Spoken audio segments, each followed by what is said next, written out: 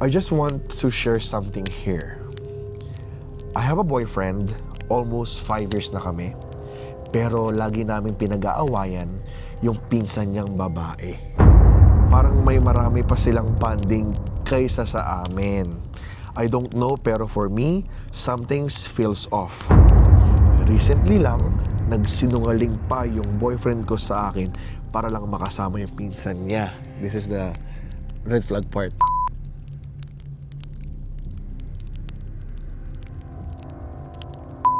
Hi guys, this is our second episode for Tagalog Stories.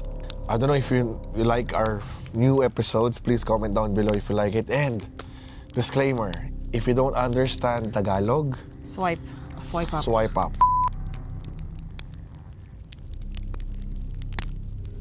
So, ito yung story na babasahin natin. Again, galing to sa Filipino Anonymous Confession Hub. And ako naman magbabasa ngayon. It's your turn. Maiksi lang naman to. So, I just want to share something here.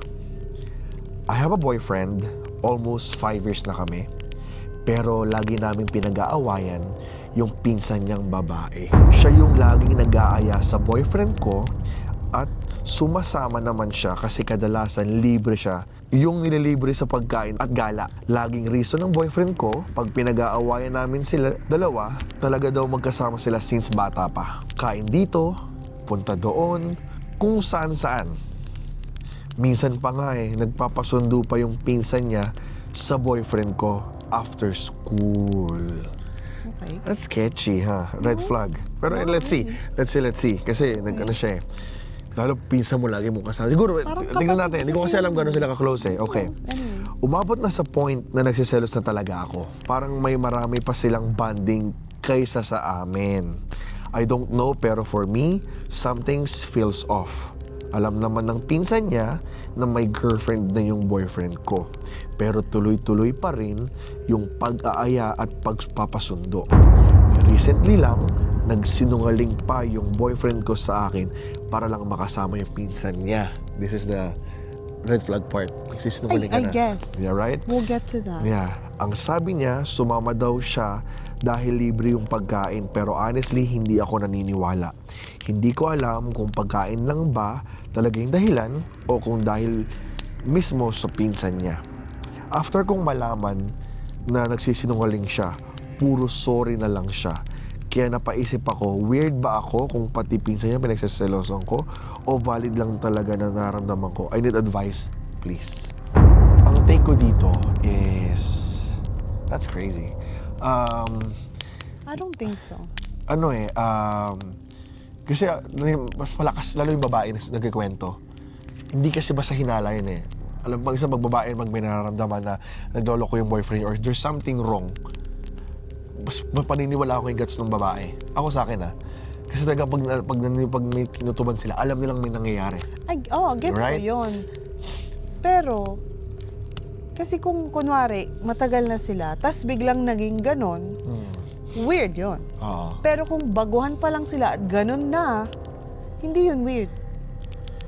Hindi niya kasi pinoint out kung gano'n ba Kasi lang katagal. Nagigets ko yung lalabas, ganyan, kasama yung pinsan. Kung siguro kapatid niya yon, hindi naman niya pag-iisipan ng kahit na ano yun, di ba? Siguro ganito. Kasi girlfriend lang Yeah. Hindi naman sila mag-asawa. Siguro yung advice natin sa kanya is valid yung magselos ka kasi girlfriend ka That's okay. We're gonna try to balance it out, okay? Di sa kinakampihan namin yung pinsan ng lalaki. Pero kasi ito tingin ko dyan, baka kasi yung babae din, yung nagkikwento is tamang hinala. Pwede rin. Di ba? Na baka every time na lumalabas yung lalaki, lagi siyang pasigaw, saan kayo pumunta? Sino kasama mo lagi? Laging galit. Siyempre, anong nangyari? Tinago. Tinago nung Which is, okay, lalaki. mali yun. Actually, yeah. Hindi dapat ginawa ng boyfriend mo yun.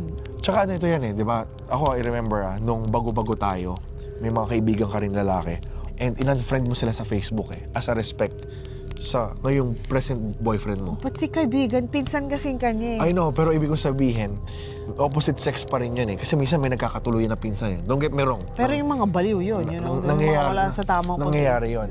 Pero kasi, as a point of view ng lalaki, pag tinatago mo na, there's something wrong. May mali na to. May mali na doon. ito boundaries. Diba? Yun. I-set mo yung boundaries sa relationship mo. Sabihin mo, boyfriend, mahal. Hindi Naintindihan ako ko, komportable na ganito yung nangyayari.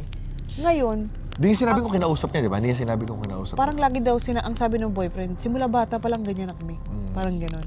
So bilang boyfriend, kailangan maintindihan mo rin at respetuhin mo rin yung sinabi ng girlfriend mo na, okay, medyo uncomfortable ka, ganyan. Oo, pinsan mo yon, oo, ganyan. Pero syempre, kailangan mong respetuhin yung girlfriend mo. Baka try mong ibang approach, di ba? Pag magkasama kayong tatlo, malay mo sila naman yung maging close, yung girlfriend mo tsaka yung pinsan mo. Yung ganon na. Alam mo sila nakakatakot dyan? Baka ang pakilala lang niya, pinsan niya.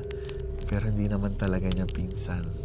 Nangyayari yun Para lang Girlfriend walang pala. mali siya kasi pinsan ko Sinasabi ko na yung case-to-case basis. Na kasi minsan ginagawang excuse yun. Baka may trauma din si girl. Exactly, May baka trust meron din siya, issues. trust issues. Pero, Hindi niya kasalanan yun. Kasalanan yun nung nagbigay ng trauma sa kanya. Yeah. Kailangan respetuhin ni boyfriend Yeah. yun. Pero valid yung valid yung sinasabi niya na Yung feelings niya na Feelings niya, ganon. nagsiselo siya. so yan, yun lang naman yung our second episode. Maigsi lang naman pero I hope nagustuhan nyo.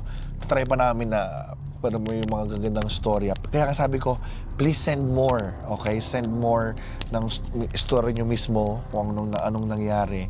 And ayun, kung nagustuhan nyo to and gusto nyo pa man ng maraming ganito, don't forget to follow Stories by Ron.